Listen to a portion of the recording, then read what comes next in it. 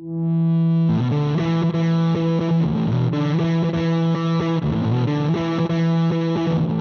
and gentlemen, boys and girls, cheerleaders, welcome to the episode of Tatami Talk. My name is Juan. This is my partner, Anthony. This is a Judo podcast for Judo players by two Judo players. And as you can see again, I'm in a non-disclosed secure location. So Anthony, how are you doing? Same as always. There's not much to update.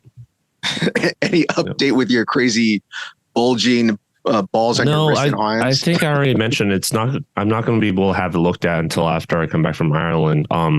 My hand has been swelling up every time after I do. You can tell. I don't know if you can tell. It's kind of swollen, and it hurts to turn my wrist like this. So it only happens after I do judo now. So I'm thinking of probably laying off of using this wrist a little bit because you were recovered your class yesterday, so I ended up teaching 3 classes in a row, and I think that really flared up my my wrist. So we'll get it sorted out. Maybe it's just carpal tunnel. I don't know, because I've been working a lot on the computer lately too, so it could be that. All right, okay. Well, I'm glad to see you're still alive, and thank you for covering my class.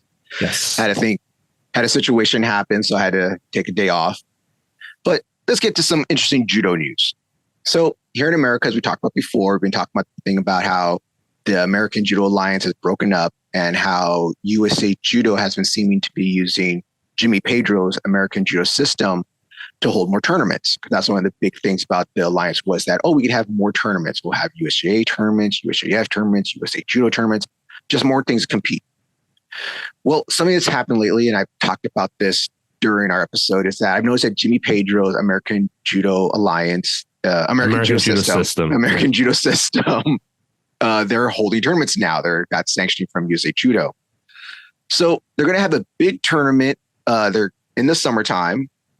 It's going to be July 4th. It's a USA Judo tournament, 4 points. That's what I saw in the paperwork, that they're going to give them points for this tournament. I didn't see if it was for adults or juniors. So it could be for both of them. It could be for only juniors. I don't know. I just want for adults. I bet. I don't know. I should look into that more. It's going to be in Paterson, New Jersey. And do you know what the name is? You already know what the name of the tournament is going to be. You already told me. You told me a story already. So some of our fans, some of our viewers might already know what the name of this is. And me being a big wrestling guy, I think it's hilarious. And I'm pretty sure I'm surprised they haven't got sued yet. The name of this tournament is SummerSlam. Don't these trademark kind of things go state by state? Maybe no, I think it's the U.S. trademark. I don't think it's a state trademark. Okay. All right. It could. I don't know. I think it's probably. So, as some of you may or may not know, the WWE has a big wrestling show of the year. It's their second biggest show of the year, other than WrestleMania. They have SummerSlam. That's their biggest party of the summer. They've been using that name since 80s, early 90s, 80s. Have been using that name. So I think it's interesting that Jimmy Pedro, their system or their advertising group decided we're going to call it SummerSlam also. And I get it. It's a summer tournament. You're slamming people on the mat. I totally understand it, but I just think it's hilarious that they use a wrestling name for the name of their tournament. So the prizes are pretty interesting too. Now, this is a little side thing that I think is pretty cool. So for the youth champion, you're going to get a patch. So I assume it's going to be a back patch, being like SummerSlam champion youth or something on the back patch. People love that and stuff. So I think it's kind of cool for the kids. It's really neat. But the adults, for the senior elite champions, I've told you this already, but do you know what they get? I already know, so you might as well just tell the audience. You're terrible at this. You're terrible at suspense. I don't know. They get a samurai sword. Not a katana, even though it would be a katana. They get a samurai sword. Champions. That's something that some BJJ tournament does. I think it was Naga or something. Yes. They give you a katana, a samurai sword. Yeah, it was mostly a kids thing. I think it was to get the kids to come in and compete. So, I get a samurai sword. Are you serious? They're giving kids samurai swords? Yeah, obviously katanas. They're like fake. They're not like real metal. They're probably like plastic or something. Or oh my god, I hope so. You got some 10-year-old swinging a sword around. I'm a champion. Swinging the sword all over the place. So I thought it was very interesting that the USA Judo is having the American Jimmy Pedro's American judo system holding tournaments. They're holding a few of them. One of them got canceled, I believe, which is sad. But more tournaments are better for certain areas that don't get a lot of tournaments. I hope they put tournaments in places that don't have them that much. I know it. We talked about this last episode. So in LA or in California, you have the Golden State Championship. In New Jersey, they're going to have, is it the Garden State Championship now? I've never heard that term before, but there's a big deal about this and happening. So it's good for them. They have little state tournaments. And this is a USA Judo tournament. So again, if you're not part of the federation, then you have to go get that federation, which some people don't like, some people do like, which is going to go into our next topic. Is there anything you want to say about this interesting tournament called SummerSlam? I mean, I don't know anything about wrestling, so, but like we said, if this is for points, then it's kind of proving, I don't want to say proving, but it's like more evidence about what we said in the previous episodes about how Jimmy Pedro's and the American judo system and USA Judo probably had something planned all along in regards to cooperation. So, yeah, they had a plan. Like we said, they had a plan. They're not stupid. So, yeah, when the alliance ended, they did have a backup plan, and Jimmy Pedro wanted it. I'm not saying he wanted the alliance to break out. I'm saying he had this plan and said he wanted to hold these tournaments and stuff. So I mean, they had a good idea of what they wanted, I guess. All right, so going into that, when we had our last episode of talking about the federations and how much the dues are. Now here in the U.S., there is the USA Judo. That's the main one that is an alliance with IJF and stuff. That's where we send our international competitors. They're the ones that deal with all this stuff. So they cost, it's 100. Well, it's normally $100. And then there's USJF and USJA. USJF right now regularly is $70. USJA is regular $72, is also $70 as well. But they lowered their fee to $60 right before the alliance broke up. And now they all have their little join now and we'll give you a discounted rate because of pro-ish. What were they calling it? Just because of tournaments coming up, because there were some things about people buying memberships for a tournament and some tournaments getting canceled. So they're like, okay, we're going to discount the rate for people. Okay, we're going to. Everyone had their own discount program. I think USA Judo was going to prorate you for the rest of the year, which honestly isn't really a discount if you think about it. It's just allowing you to pay for a partial membership, basically, not really a discount. USJF had a actual discount, like they'll give you like a discount for the actual annual membership. And then I forgot what USJA did, probably nothing. So they just kept theirs at 60. Yeah. So one of our members asked us, do you want to read the question, or should I just? I need to pull it up so we can just summarize what they said. Not our members, one of our listeners. Yeah, whatever. I say members for some reason. Like we have a Patreon or something, trying to make some money off of this. Still doing this for the love of the game. All right. So they were saying that in Britain that it's one federation out there, and that it wasn't that much cost. How much was it? It wasn't a whole lot. You remember? Okay, I might as well just pull it up. So keep talking. I'll pull it up. All right. So his thing was that if Britain's wasn't that expensive, that one, it makes it easier because they have one federation. We have three. It wasn't Britain. It was Ireland. Was it Ireland? Okay, yes, it was Ireland. Ireland. What's their federation called then? What do you think it's called? Ireland Judo Federation. Ireland Judo. It has to be something cooler than that. So they're saying that in America, ours is so expensive. And is that something that's keeping people from joining judo? Because most judo programs run out of community centers. They're mostly, we're not that many. Not a lot of us have for-profit dojos. Most of us work out of community centers and stuff. They're little community programs. They're out of another dojo or something. They're not for-profit. So we're doing this at the love of the game. And that's why a lot of us don't own our own insurance. So what we get around that is we have to have you join one of the federations for insurance purposes. And is that when you tell people to sign up? Because I know people come to us. It's like, okay, you got $50 a month. That's great. That's a great deal. I love that. Then we tell them, yeah, but you got to join a federation also. So if you're a citrus color just starting out, you can join USJF or USJA. That's going to cost you $60, $70. If you're a brown or black belt, we prefer you to be part of USA Judo. That's going to cost you $100. And some people get a little like, whoa, that's a lot of money right there. And to me, it's like, it's a one-time fee. It's a once-a-year fee. We're not charging you $60 or $70 or $100 a month for insurance. It's a one-time thing. And I know Anthony always brings up, well, it's mostly for tournaments, but then people say, oh, I'll have my own insurance. Well, it's not is in case you get hurt, but it's also in case you get hurt on our time or on our mat. Or sue them. Yeah, or to sue us. Somebody like, hey, we got the Federation to back us up. So Gerard, who was a listener, said it was $35 British sterling pounds, which is around $42.70. So let's say $43 US dollars. So yeah, $43 is still less than 60. It's less than 70. It's way less than 100. Mm-hmm. Okay.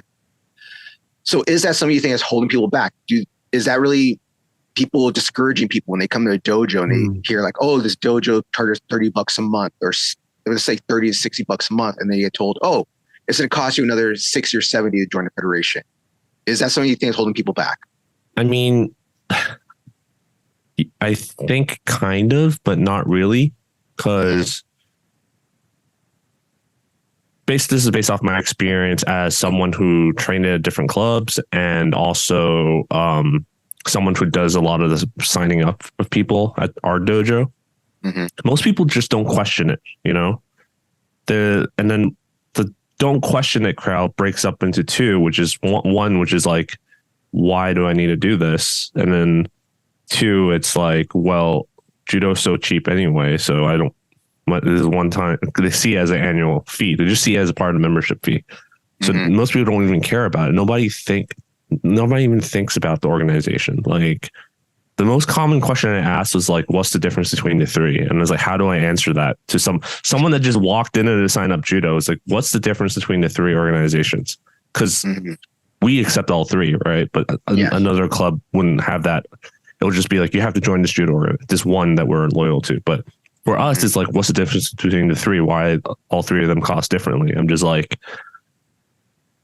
that kind of the fact that we can't explain to them what the differences are. Like, they don't care about the belts yet. They don't care about the politics. They don't care about tournaments as a white belt. Like, why? What? There's absolutely no reason that they have to pay for that. So that's one. And then there's the other group, which is like, why am I literally like, they actually question it and was like, why am I paying for this? So they're like, wait, insurance? I have my own insurance. Why do I need this? Like, if in case we sue you, isn't that what the waiver's for? Like, so there's people who ask that, but it's not very often. I've only had the people that did say, well, I'm not going to sign up because of this kind of thing. It's usually when it's compounded along with the other costs, like buying a judo gi, the 20, like we have the option for 3 months that you can do the sign up for 3 months thing. And then the $20 community center fee. And then, so you add everything up, the startup costs, is between 200 and like 300, anywhere between that. And to some people, that's a lot. They're like, I thought judo was cheap. We did get a few people that walked in and said that. So, I mean, if you automatically take off that fee, then that lowers the startup cost of judo, and that would more people would be willing to give judo a try. But ultimately, I think the most confusing thing is just people want. It's kind of like what I call it. It's not the problem of money at this point, because like I said, it's compared to BJJ, compared to karate, compared to taekwondo, even 200-300 startup cost is not that much. And there is some sort of merit, even though I mostly disagree with Jimmy Pedro and Travis Stevens about what they said about if you make people pay more money, they're going to value it more. I think there is a little bit of truth in that, but not.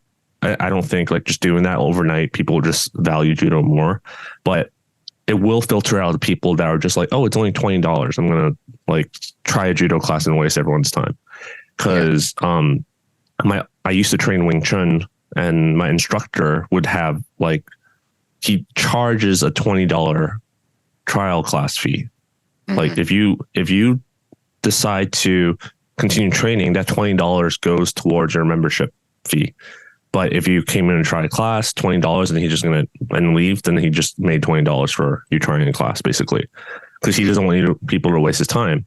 But people saw that $20 as such a low fee that they would pay that $20 as like as a trial. So he ended up like tripling it, making $60. A $60 tryout fee? Wow. yeah, again, like he was charging $80 a month. But people were wasting his time with the $20. Like he has to like go over all the basics. It's annoying, even though if you have the assistant instructors and all that stuff to be able to pull them aside and teach them all the basic stuff. It's just annoying, and it's what do you call it? Demoralizing. You know, you're emotionally investing into this person, but which is part of running a school. But yeah, so that kind of worked, and the amount of people that came through were there was less people coming through, but the retention rate was higher. Like the people that did walk through, they were more serious about giving Wing Chun a fair shot. So I think there is that kind of factor, kind of thing factored in, where if you lower the cost, the startup cost, there will be more people coming in, but there will be more people come in, but more people that don't take it seriously, basically, in terms of starting, trying it out. The other part is, I think it's kind of like a service, kind of like why most people pirate things. Pirate? Who does that? That's so. I'm disgusted by that. As someone that like look at how successful the streaming services are, right? Like, and this is like Netflix and all that kind of stuff that came out after pirating was already a thing for a long time, and it was because there was no easy access to content. Basically, when you make something easy enough to sign up to consume, and you're providing a service that's good, people will sign up for it. Like I signed up for Netflix. I'm going to go on record and say I used to be like, man, I got to go to like fucking Blockbusters and like get a VHS, or like I remember going to Blockbusters in Hong Kong and getting the what do you call it, the laser disc? Do you remember like the disc? Oh, I remember laser disc. Yeah, I remember. I remember laser disc. We had a laser disc player, and then like when you put the laser disc in, is like if the rental was scratched, then it skips, and like so. It's a service. I'm like, why am I doing this? I just download something and then it works and I can play it whenever I want, kind of thing, right? There's no. Also, when Netflix first came out, you have to mail the DVD back in and that kind of stuff. Then when the streaming service started, there's like buffering. Sometimes the quality is low. You know, it's like 480p, 720p versus it. Yeah, so it's like first world problems here. Oh my god. I mean, nowadays it's still a problem to some place for some people that live in rural places, which is why Redbox is still a thing, because Redbox is like a VHS DVD rental kind of thing. You go to like a 7-Eleven and outside there's a little vending machine. That's a Redbox. Yeah, that's a Redbox that you do. But anyway, my point is, the point of all what I'm saying is, when you make it so you're like, okay, you got to sign up for this, then you got to sign up for this, and you make sure you renew this, then people are going to be like, oh, that sounds so confusing. Versus if we're like, okay, the dojo is $100 a month or $150, and you include whatever the hell with fees, like you give a mechanism for the dojo to sign up for these people. Like, I think, like, not ethics aside, principles aside, let's say we decide to be a USJA club, then they should offer a mechanism for us to sign people up for them. Because right now we can't sign people up for them. They have to do it themselves, whether it's online or through a form. They have to like put in all their own personal information, sign. If they're a kid, a guardian has to sign it. They need to have a mechanism where the dojo can sign up for these people. Then that way, we do all the paperwork and we can just straight up say, hey, just come in, pay the $150. That's the membership. It includes the insurance, includes the USJF membership fees and all that stuff. And that makes it more easy for people to come in, versus imagine calling us and then we have to explain all the fee schedules to them. Like, oh, you can sign up for USJA, USJF, or USA Judo. USA Judo is $100. USJF is $70. USJA is $60. What is the difference between the three? Well, if you want your kid to be an Olympian, he has to go sign up for USA Judo and sign up for all these points. USJF is $10 more expensive. There's no difference from USJA, but they do offer a short-term membership. So if you want to try judo out for less than a year, you can pay $25 for 1 month or $45 for 3 months. So you get what I'm saying? Like, imagine you're like calling and asking about it, and you're just like, what the hell's going on? Like, how much do I have to pay again? And then there's the judo gi, and then there's the $20 community center fee. So when you It's funny do that, because that's definitely that's the barrier that I think of. So no, it is funny because when you get people that come in and stuff, and you tell them they're like, yeah, judo's $50 a month, and I think because they see all these Taekwondo dojos that always post up like $90 for 2 months, free gi, $50 1 month membership, free gi, or $20 for 2-week trial plus free gi. It's always for me, sometimes it's always those two things. It's always the federation, which confuses them. Some will get that. They'll understand for insurance and stuff. But then it comes to gi and they're like, how much is the gi going to cost? And you tell them like, oh, $50, $60, depending on how big you are and stuff. Yeah. They're like, what? I was like, you can buy one online if you want on your own and stuff. And then come with the BJJ or something. But the reason the Taekwondo dojos can do that, because they'll give you that free paper thin white Taekwondo gi that's super cheap to make, I bet. Probably like costs nothing to make. So that's why they give them for free. Those things are like paper thin. You can buy a cheap judo gi. But then if you love doing judo, you enjoy it, you're going to find another one anyways. That's what all of us do. We don't find 10 gis anyways. But it's just, that's the one that always catches me. Like federation stuff, they'll be like, okay, a little hesitant. But then when it comes to gis, they're like, I got to buy a gi too. It's like, yeah. And it's going to cost you $50. Yeah. So yeah. it may or may not work. Maybe I think it might help out a little bit getting people in the door. If we lower the price to federations, it might help you get in the door. I don't think the price is the issue. Like I said, it's more of the confusion, like the ease of, especially in America. Like I understand people like Gerard and also people from a lot of countries that are big on judo. It's like government funded, so they're used to like these low prices. Versus here in America, everyone's like, judo is so cheap because they're like looking at Taekwondo and karate prices, and judo is not that big in America. Yeah, so BJJ, judo's not that big in America. What last time I checked, there's only 20,000 judokas registered.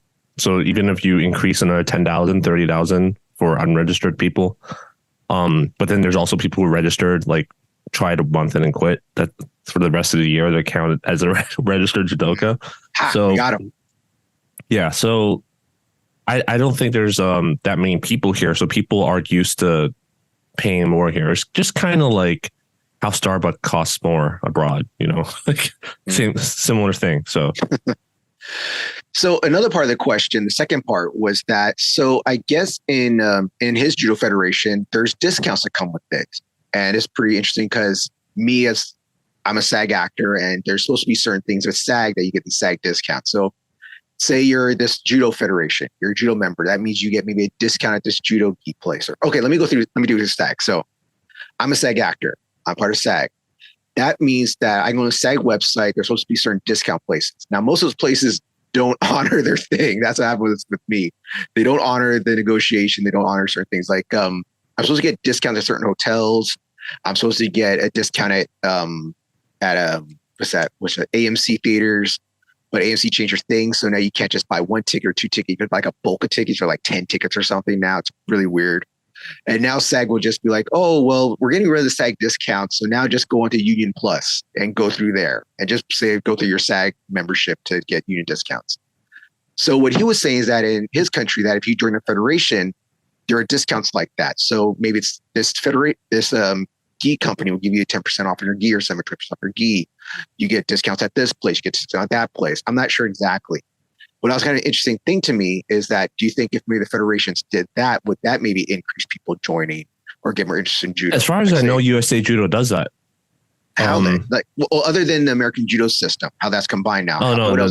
They actually do. They don't list it because it changes all the time. And honestly, for example, I just tried to look it up as you were talking about that, and I can't find an official list, probably because it changes all the time.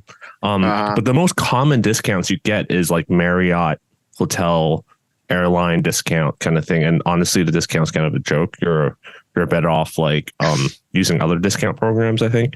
But they're usually like, stuff that helps athletes travel and compete kind of thing. They get like a slight discount. But then if you don't know about it, no one knows about it, no one's going to be using it. Well, that's the point. So should they advertise it more? Should they put it out there more? Yeah, but then advertising, like I said, it takes, I'm sure it changes all the time and there's all these strings attached, and sometimes they would just rather not. This is what I think, okay? if you're like, oh, you get like a $10 off your airplane ticket. Like, do you want to advertise that? Would you say like, oh, get $10 off your airplane ticket? Yeah, 0.5% off your airline ticket. Would you advertise that, or would you rather say sign up for USA Judo and you get various membership discount benefits with various sponsors? Like, well, then there should be a thing on the website front page when you log in, or you just go to the website. Okay, not even log in, just go on the website and say like there's a discount page. Okay, and you don't gotta tell me what the discounts are. Okay, let me give you another. That way I have to go to. Oh, hold on. Let me finish this damn joke. All right. Then I have to I sign up, log in, go to my page, and then from my page I can go to discounts, and then I see what cheap discounts I'm going to be getting. For those who went to college, you remember those education discounts you get for MacBooks and Apple products? Oh yeah, it was like discount. Hell yeah, it was like $100 off of like a $1,300, $1,500 computer. Like, and then like the cheap MacBooks at the time, like the $800, $900 MacBooks, it was like $50 off. Like, so that kind of reminds me of that. And also, I do some consulting for the government, right? So I get like government discounts on hotel rates. And many times when I go on trips and I look up the government discount, it's either, like I said, it was like $10 off per night or something like that. But then there's like, oh, you don't get points for your stay or something like that. Your points. That you either love that your points, or if you don't use the government rate and you buy the non-refundable rate, it's always going to be cheaper. I remember it was something like that. So I never ever use that stupid discount that comes with the government benefit thing. So, yeah. So that's how I feel about most of that. And Gerard didn't really mention what kind of discounts I think you get. Yeah, provides discounts with various restaurants, accommodations, and shops across Northern Ireland. So, yeah, restaurants would be nice. I would use that if it's like not TGI Fridays, you know. But, it's Denny's. You get 10% off at Denny's. All right. Maybe. Hey, Denny's is a very common American place. Denny's, not Japanese Denny's. American Denny's. It's a very common place I actually go to. That and IHOP for post weigh-in. Post-morning weigh-in breakfast. At don't lie, Anthony. You're a Waffle House guy. Don't lie. I see the Waffle House all the time. I've never been to a Waffle House. Late night Saturday nights, Waffle House. I see there all the time, causing trouble. All right, don't lie. Yeah, but the key thing. Is there anything else you want to talk about a discount? Because I want to talk about the key thing that Gerard mentions in his email. No, my thing is just if it was, maybe they offered it. It might be an incentive to some people, so you're getting something with it, especially for the more expensive one like USA Judo. Mm-hmm. To me, USJF, USJA not giving discounts is kind of fine. But I do know this is one thing it's not exactly the same. But if you do go to tournaments, there usually will be vendors there, and they'll usually give like a discount that day. There'll be like a 5% or something discount. No, there's no. I went to USA Judo tournament, no discounts. What I did get a discount was wait until the end of the day, when they were packing up, and then they're trying to get rid of all their inventory, and then I got a discount on my blue Mizuno gi there. See, it's a discount. Wasn't at the tournament. This guy lived. But that was because it was the end of the day, and you risk not having your size. Like if you wear like a size 3 or size 4, I'm sure like you're not going to get any of that when the thing's over. But otherwise, at the end of the day, I was like, oh, size 6, perfect. So. Mm-hmm. All right. So what do you want to say? Last thing? Yeah. So the key thing that Gerard said was they offer information for clubs on how to maximize social media and local presence. Yeah. So not sure how it is with yourselves, but committee members can be parents or Q grade club members. So we find it gives buy-in from families and all members as committee members and volunteers. That's a really, let's break it up into 2 parts, right? So one, they offer information for clubs and on how to maximize social media and local presence, local press. So I guess presence or media, newspaper. I don't know which one, but yeah. So we mentioned that how Judo Canada has a Tatami loan program, and they have all these resources on how to start your own club, how to they offer like assistance to lend you tatami mats. essentially, kind of stuff. Maybe like help you navigate how to start your own business, how to start a loan, get a loan, and all that kind of things. I don't think USA Judo or any of the federations do that, right? As far as I know. Yeah, as far as I know, I don't think I've heard anything like that, other than the programs that like how out here we have the LA 24, but that's not let's not talk about that. So yeah, okay. All right, that's a different episode. So, but that isn't directly a USA or USA Judo, USJF, or any of them. That's an individual thing. But yeah, really, I don't hear anything about that. Jimmy Pedro was, well, I think it was more here, but Travis talking about that with the American Judo system, when they're trying to get off the ground, that they were going to give you tools and help explain to you what to do to grow your business, grow your dojo, and grow your. Yeah, but how much is he charging for it?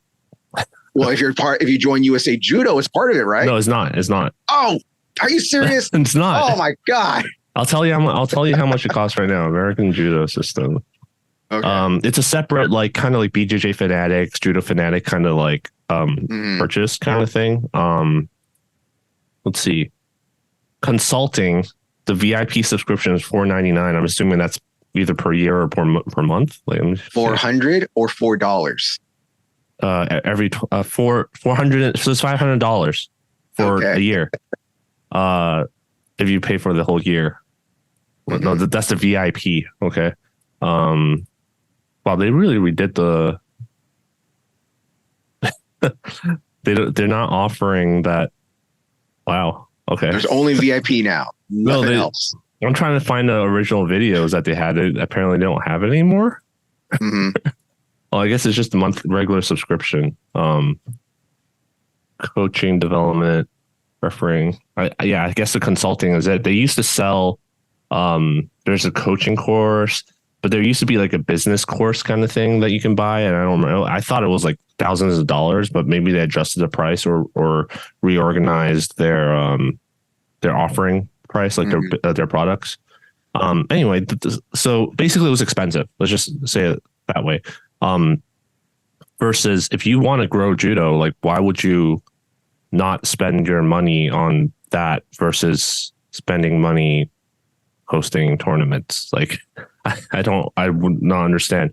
And also you shouldn't be seeking out volunteers. This is kind of tying into the LA Judo, the Parks and Rec thing.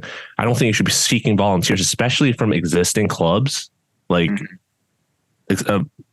coaches and stuff from existing clubs to volunteer for this. You should be looking for people like black belts or brown belts that want to start their own club and make this a long-term thing, not like a part-time job.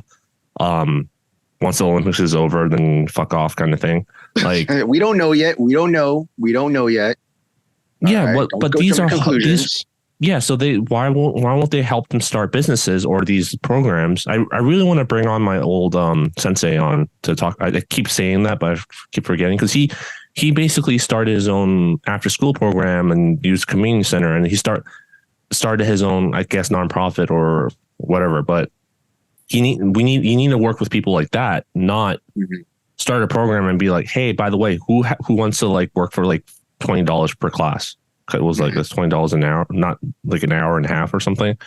So yeah, that's what I think they should do, is help people who are interested in starting clubs start clubs. This way you have like a buy-in, and also you have a long-term investment into the growth of American Judo versus just like a short-term thing until the money runs out. Does that make sense? Like the funding runs out for the Parks and Recs program.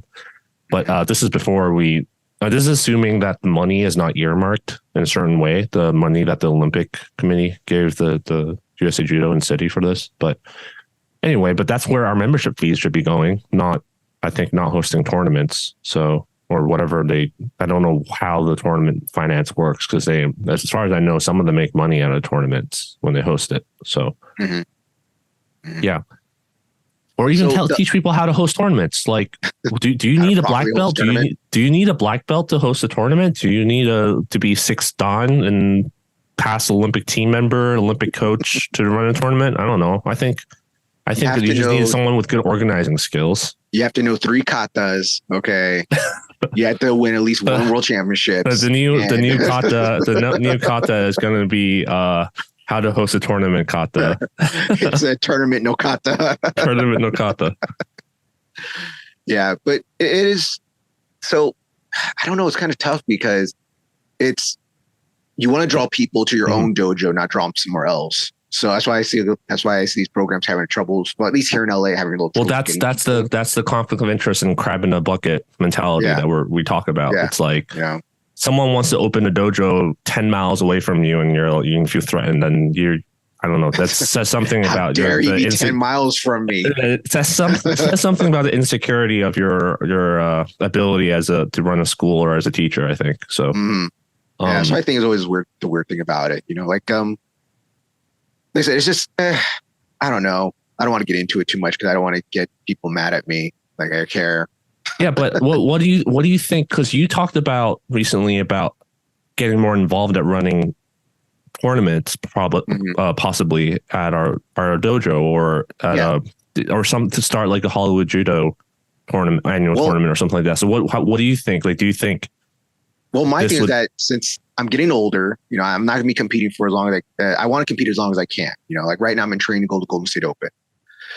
But even now I'm thinking like, man, I got to cut a little bit of weight and I'm not dreading it. Before I was younger, it's like, I'll cut a little bit of weight. Who cares? Now I'm older. I'm like, oh my God, I got to cut some weight. I got to start eating right. I got to be doing some more running, put my plastics on, do all this stuff.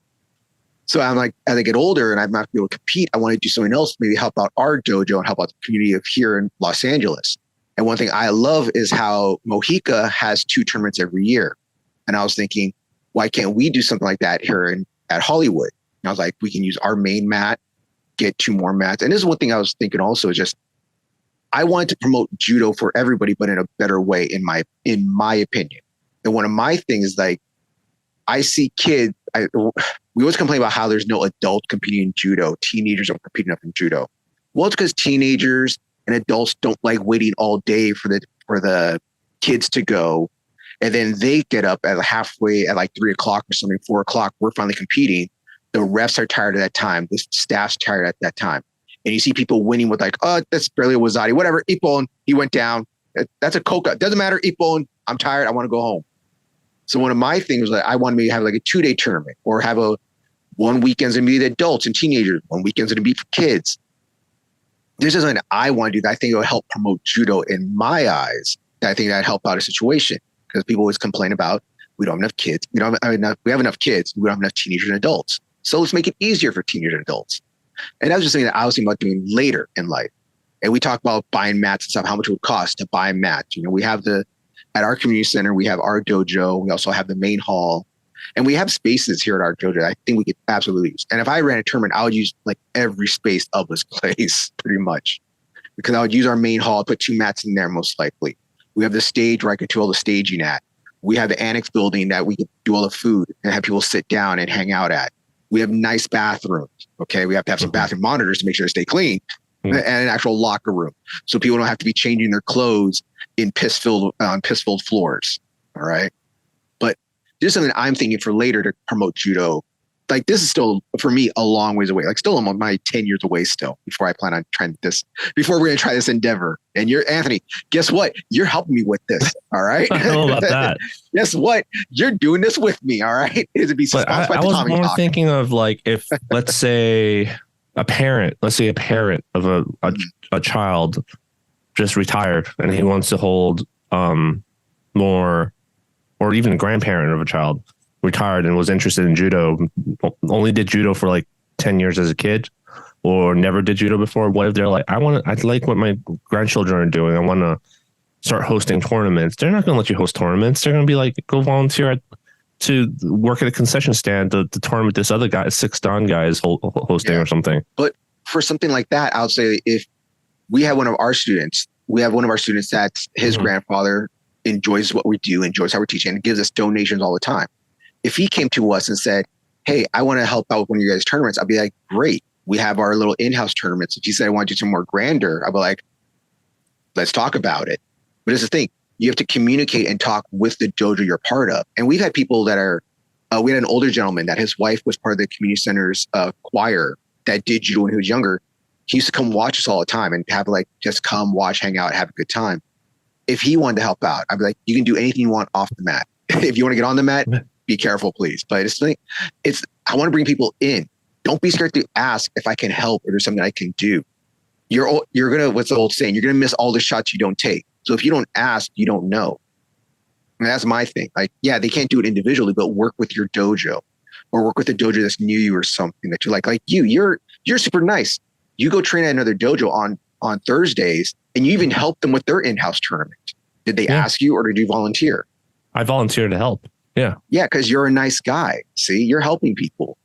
Don't be scared to ask. Honestly, it's mutual benefit because I liked watching the kids fight and I like to see how they run the tournament. It's really eye-opening to see a local club basically training people how to run tables, how to draw pools, how to practice refereeing and all that stuff. Mm-hmm. You don't need to go to a USA Judo clinic to like. They don't even have like clinics. You have to, or like if again, they don't have resources open on. You have to ask your sensei, and your sensei hopefully knows who you need to go talk to volunteer for a table, work at a table. I don't remember the last time anyone contacted me about working at a table or refereeing or any sort of that stuff. So, yeah. So I get what you mean. Back to the original topic. Like, I know we got way off topic already. Back to the original topic. Basically, the national organization should provide more resources for people who want to volunteer, people who want to host tournaments, people who want to the resources. As in, if I don't know how to run a tournament or never done judo before, I should be able to figure out how do I get the insurance, how do I get the people I need, what kind of how many refs I need for how many competitors, how many mats, how much mat space I need, what the regulations are. Like all that stuff should be available openly or on request. Speaking of requests, I still didn't get that USJF response, but oh, bring that up again. Someone's better. I'll bring that up every single week.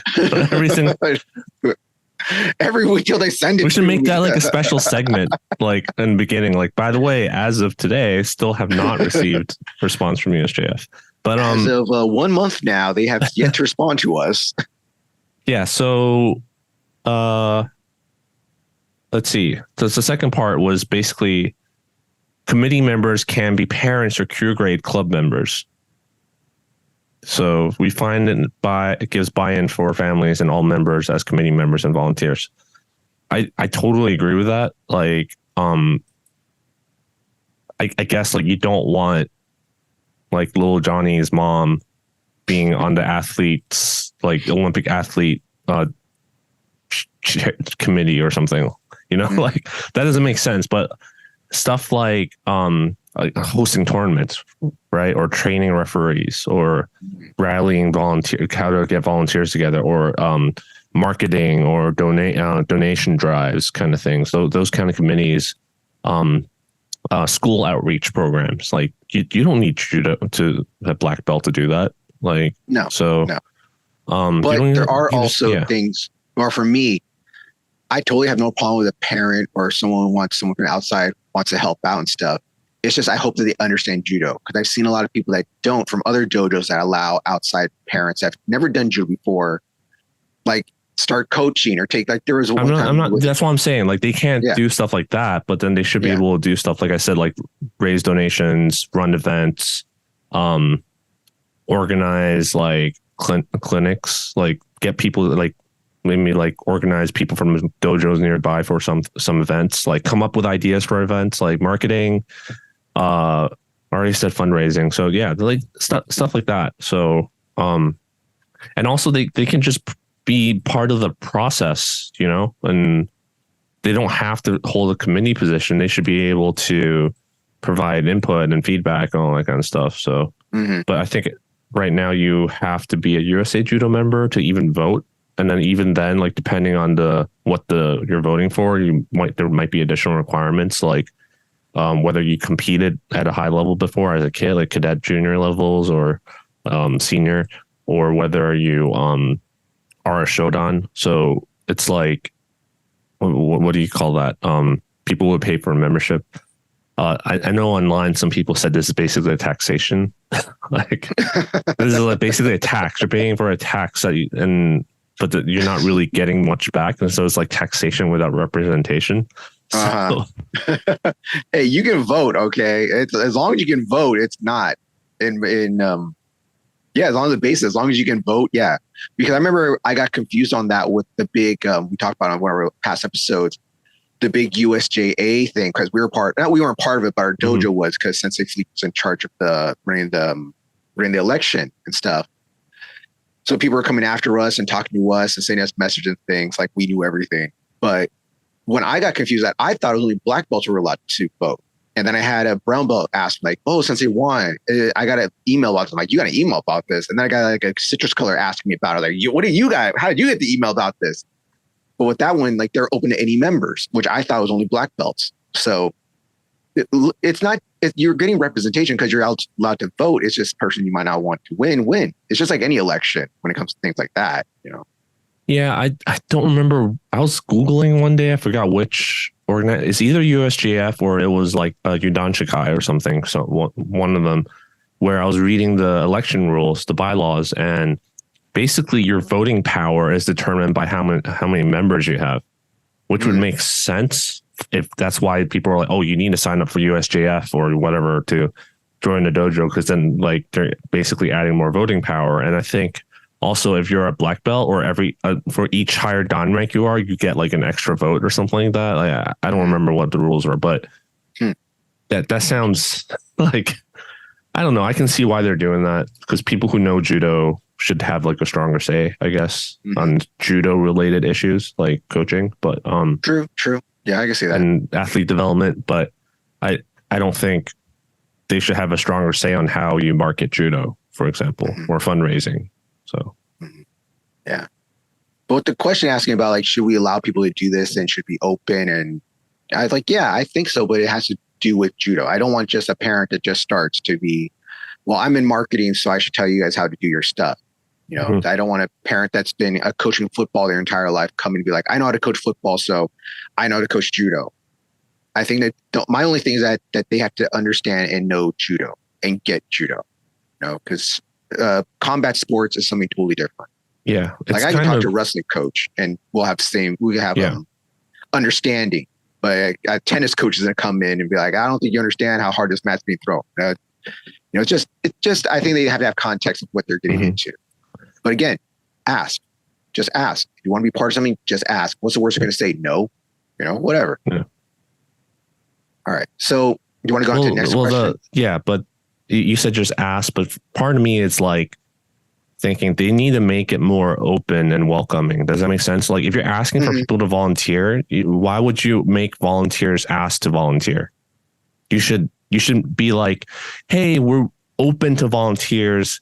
Here are these positions. Here are things we need help with. Like you should make it really easy for people to just raise their hand and say, I'll do that, versus like, I need to go Google what I can volunteer, whether I qualify, whether you even need volunteers, how far do I have to travel, like USA, right? Maybe the volunteer positions are only in Colorado or only in, they should make it more easy. Again, sort back to the whole DVD rental thing, right? Like they need to make it easy, especially if you're not people giving you their time and money, you know, like, so you should make it really, really easy for people to just help if they want to. So ask and make it easy. Ask for volunteers too every now and then. Yeah, imagine if we ask for volunteers at our tournaments or something, and we tell them, by the way, we're not going to tell you where the tournament's being held. Figure it out yourself. I know you're volunteering, but it's somewhere in California. The temperature is kind of warm. There's a little bit of vegetation. Like, okay. Imagine like playing that kind of game with your volunteers. Like, it's a scavenger hunt just to get to a tournament. Yeah, if I want them to volunteer, I'd be like, okay, we need volunteers at these time slots, like volunteer for these certain time slots, and that's how it works, right? And I'm sure they do that for tournaments. Like they do it like, we need these X amount of volunteers work this X amount of tables, and then we want people to get burned out, so we're going to have people rotate in shifts. So sign up for a shift on this form online, or send an email or something, you're not going to make them like, oh, by the way, send it by carrier pigeon. Like that's that you're just making it difficult, and it makes people not want to volunteer. Or if you the worst thing, which is what I assume is happening, is you have to know someone to be able to know what positions are available, or even how to get into the process. So yeah, you have to know someone to know someone to know somebody to volunteer. Yeah, like let's say some white belt comes up to me and tell me they want to volunteer to work at a table right now. I don't know what to tell them. Like who I was like, go ask Sensei Philippe. He has the network to know that stuff. Why can't the white belt just, when he signs up for USA Judo or USJF or USJA, why can't he go on the website and just find volunteer opportunities? Like if I you don't go understand. to any tournament, go to the front desk, or when they're registering. Why do they have to go to the tournament? Because if they want to go volunteer at the tournament, that's why. That's the easiest one right there. If you want to go volunteer, help out a tournament, you go to the tournament, you ask, hey, do you guys need help with the table or anything? You can go help and work at a table. If I want to volunteer at the soup kitchen, I can Google it, local soup kitchen, and probably email the guy and sign up right away. So you and your first world problems. You don't know how it is back in the day, having to go places and ask. Having to use carrier pigeon, yeah. You don't know how it is. Have to get in your car as a kid, walk to Blockbusters, go find the film, hope the film is behind the box, that it was not sold, rented out or something. All right. Check it out. Go back home, watch it, rewind it again. You don't want to get the fees for not rewinding your DVD or not your DVD, rewinding your VHS. Yeah, I mean, a lot of people say, why don't you just email them? And I mean, have you tried emailing USJF? Honestly, like I did a few times. Like, how'd that go for you? Go? As of today, 1 month response. No, I emailed them about certain other things too that it took like 6 or 7 months to get a response from. So. All right. So this has been a little fun thing. Hope this answers some questions about how we do things in America. Very weird, very out there, sometimes very outdated, but we're trying our best. We're trying to grow judo our own way. And that's what we do as podcast for, is grow judo. Another thing that people, so this is it's a viewer question and a Reddit question put together, because we got this question, but we were not going to talk about it. And then we decided, well, there's a really cool Reddit question also. So we are going to talk about it. We're adding this with this little. Well, it wasn't it was a Reddit discussion, I guess. Yeah. It's not a question directed at us. It was just something we read on Reddit. Yeah. We did get the second half one about. So the one that I got was about on the mat. The one that was on Reddit was about someone in the office. Office, yeah. So let's go to the first one. So let's go. Okay, so let's just get this out there. Should people, or should members or judo players that only do stuff on them? So if you're only there to assist teaching, you're not teaching class yourself, you're only being assistant, you're on the mat, you don't practice yourself, you don't compete yourself, all you do is assist instructor, should you get promoted for that? Should you and can you get promoted to black belt for that work? Anthony, your thoughts? No.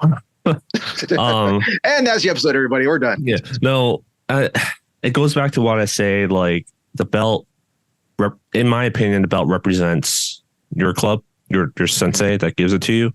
So if he wants that, be like, oh, he wants to be known as that guy who gives out belts for people who do that, then sure, like, then we'll know, But if you live in a country where it's more centralized, I can't see that happening in the first place, but probably maybe you can get through by knowing the right people, like, if you know what I mean. So if you have to go through the EJU to get it, and they're all the right people inside the governing body to do this, then no, I don't think it should happen, because it's not fair.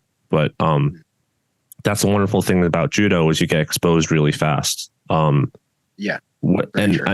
One, if you're still able to do judo, like, then obviously a few rounds run, or you can already tell. And I'm not talking about like going hard, like just the way that someone moves and grips and stuff. Even if you do this, like, obviously if I'm like huge compared to this other guy and I'm like 20 years younger, then I don't expect him to be able to throw me. Like, I'm not going to be like, oh, you can't throw me, you're a shitty black belt. But it's like, you can tell once you get a certain experience, you can tell just from the way people move that they're good or they know what they're doing. So there's that. And then there's also sometimes people just open their mouths and talk about judo, and you can already kind of tell, Mm-hmm. Like, I think the thing I hate the most is like, you need more Kazushi. Like, if someone tells me that, I'm just like, I know you hate that. You hate that. It's useless. It's a useless, mostly useless instruction, like, or suggestion.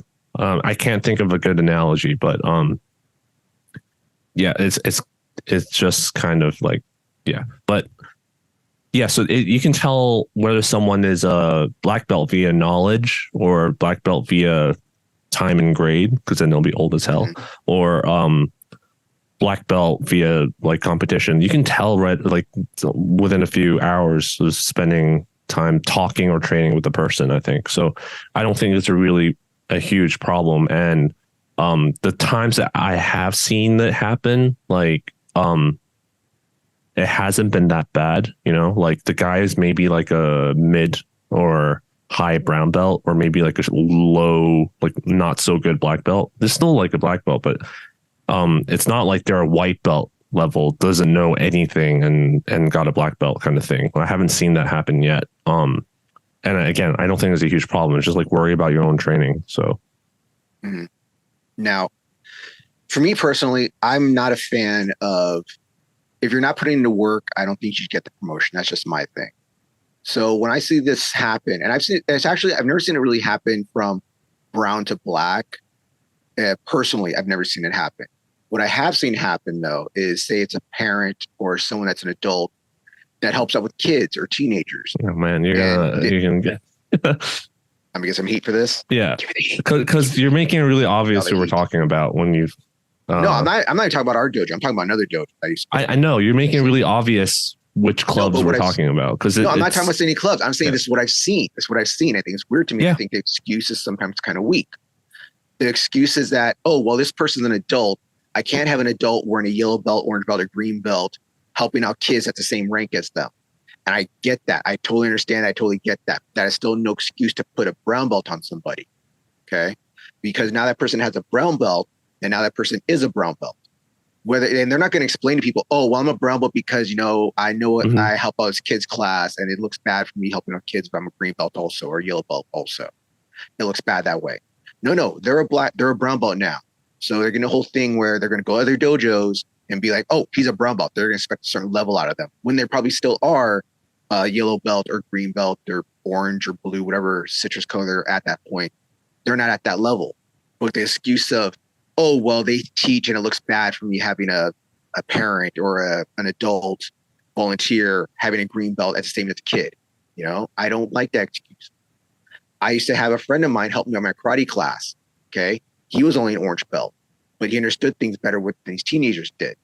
The teenagers, this is kind of a little side thing to me, even though someone would outrank him, they would ask him point like, oh, well, sensei so-and-so, how would I do this kick? And I'm like, he's not your sensei, right? One, he's not a sensei. Just because he's an adult doesn't mean he's your sensei. And two, you're a red belt. You're a red belt training to get your black belt. Why are you asking this orange belt how to do this kick? Why are you asking this orange belt how to do this combination? That doesn't make sense to me. That's a separate thing. So it's just weird to me when I see this, because people are going to see that he's a brown belt or something and expect brown belt from them. Okay, so that's why I'm not a big fan. I just don't think like I understand it. I get it. Agree. But I don't like it. I really, really don't like it. As to me, it's one of the things you're setting people up for failure. Yeah, I think there's some nuance. Like for the most part, I agree, but I think there's some nuances. Like I think at least in America, and from all the dojos I visited on traveling, there are certain people that are like, we talked about terminal brown belts before, right? Like people are just probably going to be brown belts forever. We have a couple at our dojo because of various reasons, right? Whether it's like commitment issues or like they just simply refuse to learn the names of techniques and just want to come in and spar. So there's that kind of terminal brown belt. And I feel like there's also brown belts of people who really like parents, like you're talking about parents that really just love judo, coming in, getting a sweat in, getting an exercise, and getting this exercise in and helping out the community, contributing, helping out with the kids. I think they deserve a brown belt. Like, even if their judo's not the best. And over time, they're going to learn all the names and how the techniques and stuff. They might not be the best at it, but I think they know enough. And I think a terminal brown belt in that sense is fine. It's kind of like, I think in Japan, it will be like a terminal Shodan, right? It's just that you get your Shodan and you're stuck there. So I think it's and it's just a brown belt. So I think it's fine as long as you have like a skill floor requirement where you have to at least know certain things and be able to demonstrate, like at least an Ogoshi or something, you know? So maybe not like Hanegoshi, especially if they're older. I can't expect people with a bad hip to do Hanegoshi. So I expect them to do Uranage. yeah, that. But the main thing is, especially if they're teaching people, the main thing you don't want them to do is pretend that they know something and then start spouting stuff that they have no business spouting. But does that make sense? So yeah, like it's especially they're like, oh, he's a brown belt and he's a terminal brown belt. He might not be that good, but maybe he knows his stuff. And then you have a white belt sign up and let me go ask that brown belt something. And he because he has a brown belt, he feels like he needs to know a lot more than this white belt and has to be able to say something. Then I like, even as a black belt, sometimes when people ask me stuff, I'm just like, I'm not sure, but this is how I would interpret it. I will say you're better off asking someone who actually knows the answer or specializes in this throw. And even then, if someone claims that they know the answer, I mean, this is from work. They call it trust but verify. Like, if the guy has a red and white belt, then trust him. He's pretty trustworthy, but verify for yourself, kind of thing. Like, the famous example I like to say is like, I'm not going to say who, but for some people it might be really obvious. Some person told me there is never ever going to be pushing. There's no pushing in judo. There's only pulling. So you should always fight on your heels because there's only pulling in judo. There's no pushing.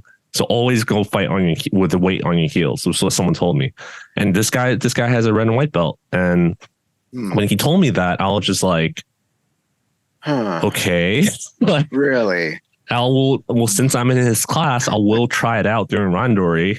But trust but verify, right? So that's a verify right there.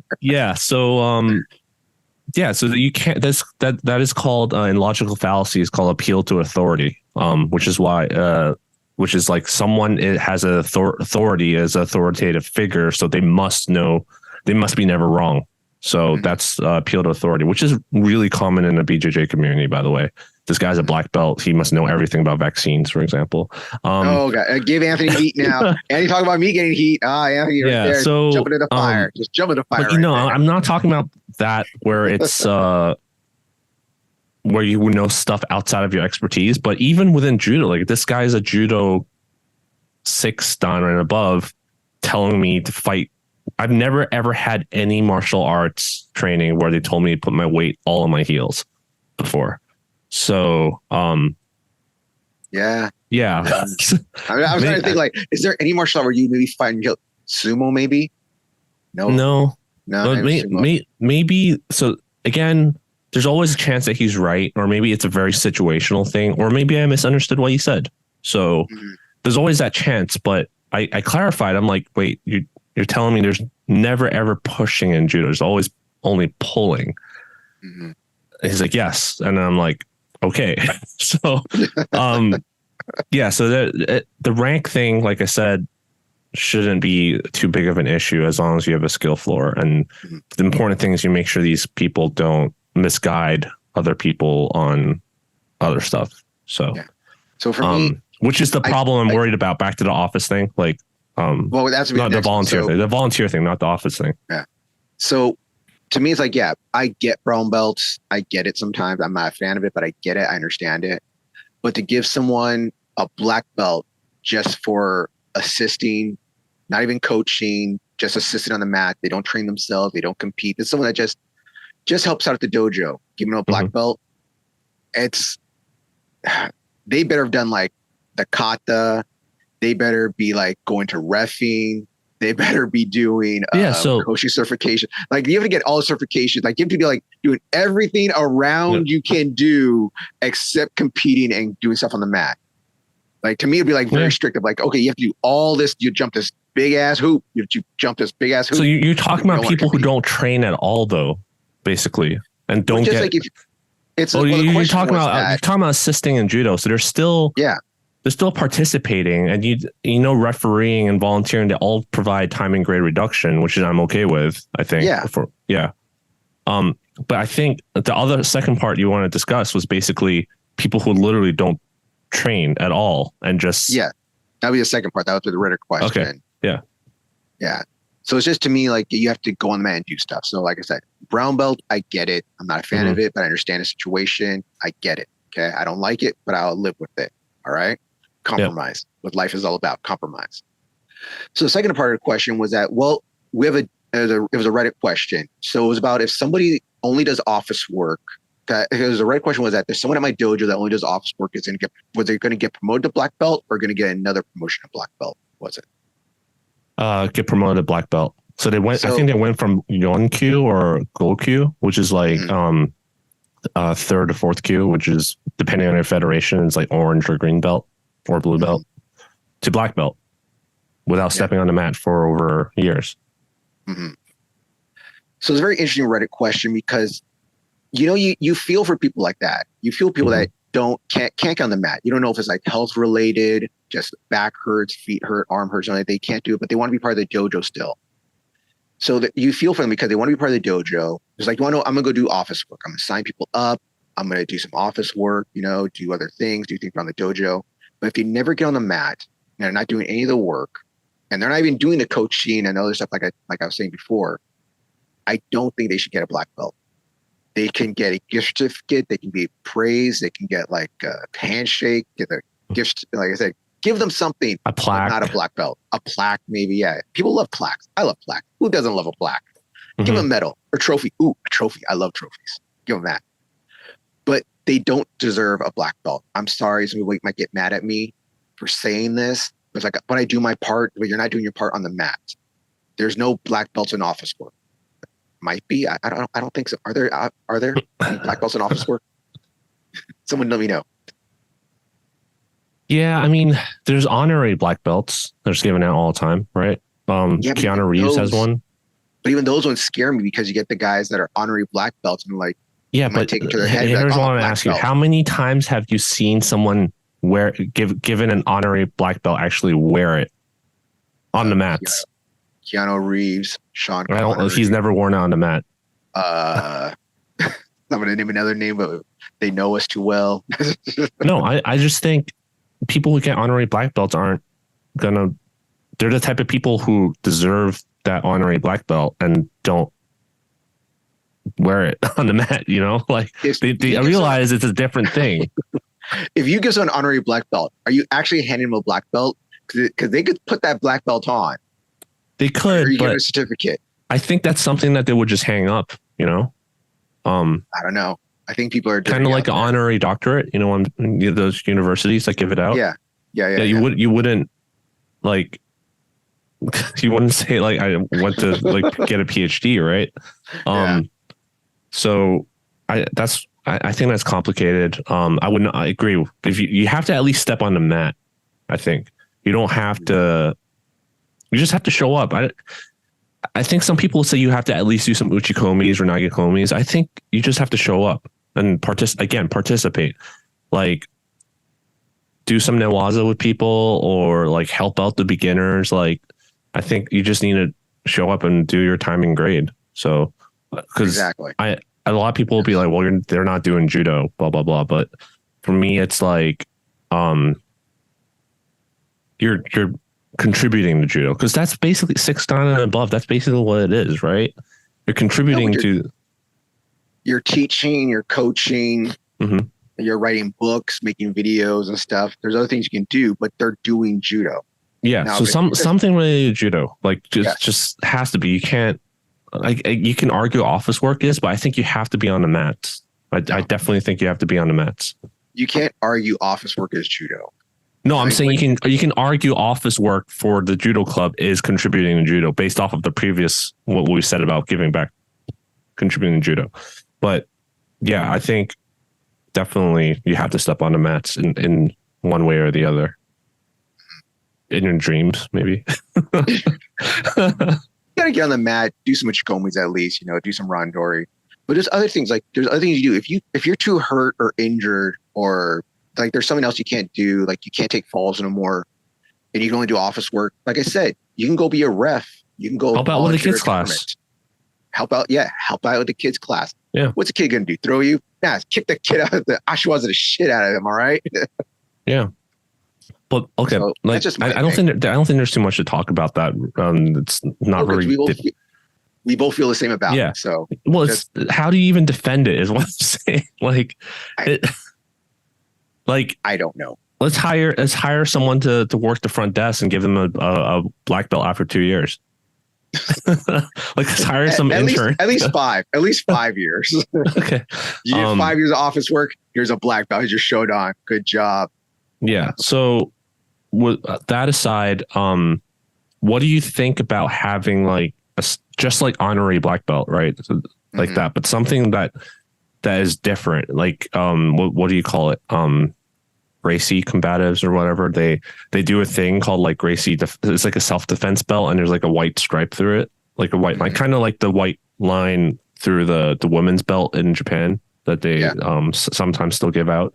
What do you think about having something like that? Like, so when you see someone with that, like a brown belt with that stripe or whatever belt, like maybe a pink belt or something, I don't know.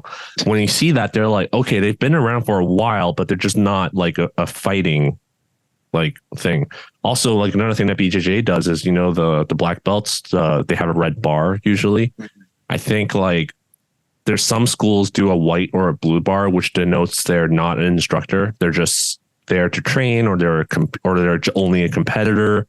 So there's stuff like that in other martial arts where it denotes you're not knowledgeable or you're not of fighting capability. You're just one or the other, So what do you think about stuff like that for judo?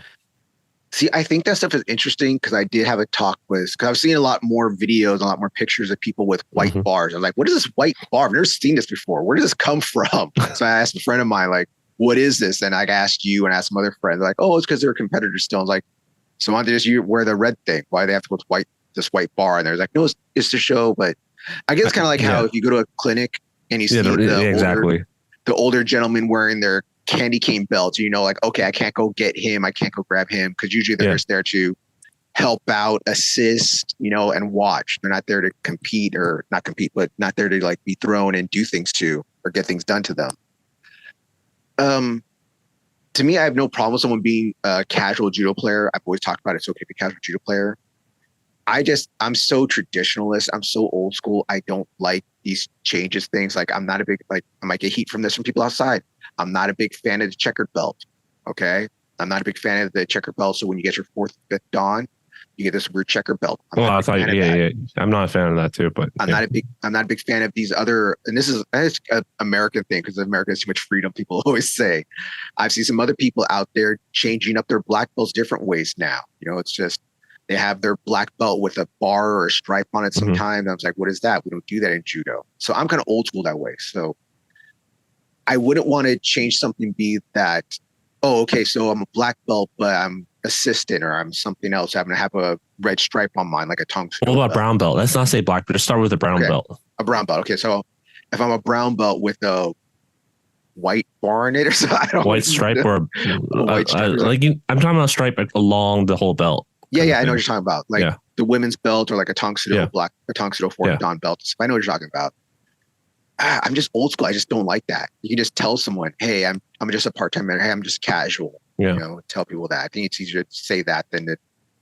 Yep. It would be easier to have a belt just to look and you can just differentiate. I get that. That's the whole thing. You have to just change judo culture. You have to get that to all the federations to understand that or get them to bring it out. It's just too much work. Yep. I'm conflicted about it. I'm conflicted. So if it does happen, like if someone does do that, I wouldn't be upset about it. I'll be like, okay, I can understand that. Cause like you said, it's easy to see someone, because you have like brown belts that are like junior world champions or like competing at that super high level. Then you have, like we said, like a brown belt senior, this guy who's just been there for like 20 years, you know, that's just doing recreationally. So I think it's good to have something that will close that gap on what the belt represents. Because let's be honest, right now the belts don't really represent stuff really well. Let's just say that. Well, it's a funny joke because how we'll have some of our citrus colors will compete, and traditionally it's just like all white's white. All citrus colors are white to brown. So you go to these tournaments that are just okay. All in these tournaments are just like okay, they're white belt division, brown belt division, black belt division, and you don't know if that white belt is just starting white belt, 6 months white belt, which 2-year white belt, or just about as good as brown belt white belt. Yep. You know, you never know. So yeah, I think it would be nice, but on the other hand, I think it'll be too much. You know, just makes it look. It's just kind of weird. I don't like it. So I'm leaning more towards not having that. What I do like is how in Japan you do need a like instructors would have like an instructor patch on their belt or their gi. So people know I can go to ask that person for questions, you know. Because I get that. I like that too. Yeah. Yeah, I think it's because then you would know, okay, I probably shouldn't ask that guy who's like most likely a really good competitor, but doesn't know the names at all. Like, you know, they get given the wrong name or given the wrong explanation of some stuff. So yeah, I do like the instructor thing where it's like not all black belts are instructors, but that's not true in America's sense, you know. So in right now, the current culture is as soon as you get a black belt, you're able to teach. So yeah. Sad but true. Sad but true. All right. So is there anything else you want to talk about during these questions? I think we answered some questions, but also added some questions too. Yeah, we did. We opened up a barrel of can of worms. I was gonna say a barrel of monkeys. Barrel of monkeys. Because things got crazy out here, man. I got behind me right now. It's pretty nuts. This non-disclosed location has got nuts on it, right? All right. So anything else you want to add then? No? Yes. Yeah, I think I haven't watched John Wick 4 yet. I'm waiting for I hate going to the movies. So hopefully I'll be able to watch it soon and talk about it. If anyone else has watched it, I'm interested in your feedback. No spoilers, please. Maybe we can talk about it. No spoiler guy. Maybe we can talk about it the next episode because I think it kind of does go into what we talk about. We plan on talking about it next episode. So, all right, so it's a 3-hour movie. You know that, right? Yeah, that's why I hate watching in the movies because if I watch it at home, I can pause and go pee and go get a drink or something. They bring 2 cups with you, you know, one for drinking and one for peeing. Man, especially as an athlete that hydrates a lot. As I get older, I can't hold in my pee as much. So it's not my prostate. I promise, it's not my prostate. But they drive it instead. I just drink a lot of water. I just drink a ton of water, and I hate the fact that I have to go in a movie theater and hold my pee in, not drink water, pay for overpriced concessions and stuff like that. So you pay for concessions? I usually sneak stuff in my jacket, you know? Matinee show, sneaking stuff in your jacket. I try to obey by the rules. That's why it's easier for me to just not go than to break the rules and all that kind of stuff. I'm not breaking any rules. What, I can't bring food into the theater with me? No, you can't. That's why they check your bag sometimes. They never check my bag. Oh, they don't check me. Maybe they changed, but I haven't been to the movie theater since I think the last movie I saw was Interstellar. That was a long time ago. That's wild. And then the time before Interstellar was like one of the Harry Potter movies when they first came out. So, because the girl I was dating at the time wanted to see it. But yeah, I don't really go to the movie theaters very often. So, but they might have changed their policy. I love going to the movies by myself. Usually first showing of the day. That way there's no one there, or there's like very few people there. There's like me, maybe 2 other people. That's the best time to go. No noise, no one bothering you. That's great. Cheapest tickets of the day too. All right. So with that, please remember to like, share, subscribe. You can follow us at Tatami Talk at Gmail. Oh, I'm fucking up on this shit, okay? My throat got a frog in it. Please remember to like, share, and subscribe. You follow us at Tatami Talk on Instagram. You follow Tatami Talk at youtube.com. You want to send us any emails, messages, more of your... Why you just skip that? Because you messed up already. Did I? Yeah, I'll handle it this time. I'll handle this time. Don't forget to like, share, and subscribe. No, hold on. Okay. Hold on. I'm not cutting this out, by the way. No, you're not cutting this out. Leave it in. And with that, Anthony now will sign us out. All right. It's because I had my coffee today, so I can do it. Don't forget to like, share, and subscribe. You can follow us on Instagram at the GR8_Juan and me at Anthony Throws or at Tatami Talk. You can also email us at tatamitalk@gmail.com. And what was the other? Oh, yeah, you can also leave us a comment here. So, or hit me up on Reddit or DM or something. So, is there anything else, Juan? Why don't you can? We'll reverse roles this time. All right. Okay. You don't forget to slap your opponent. No, slap the mat, not them.